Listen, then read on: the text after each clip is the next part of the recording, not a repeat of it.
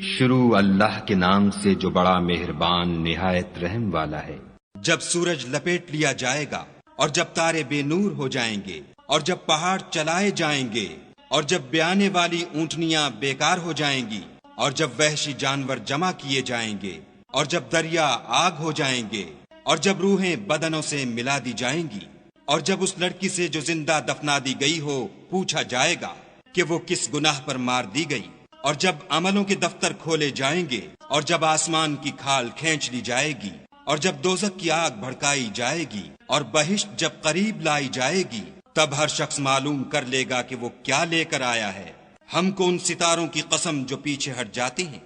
اور جو سیر کرتے اور غائب ہو جاتے ہیں، اور رات کی قسم جب ختم ہونے لگتی ہے اور صبح کی قسم جب نمودار ہوتی ہے، کہ بے شک یہ قرآن فرشتہ عالی مقام کی زبان کا پیغام ہے،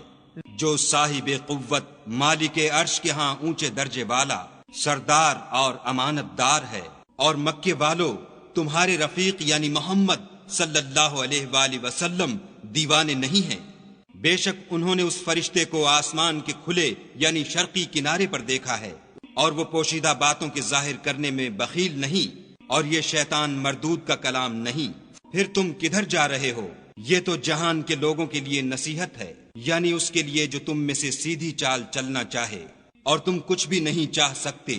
مگر وہی جو خدائے رب العالمین چاہے۔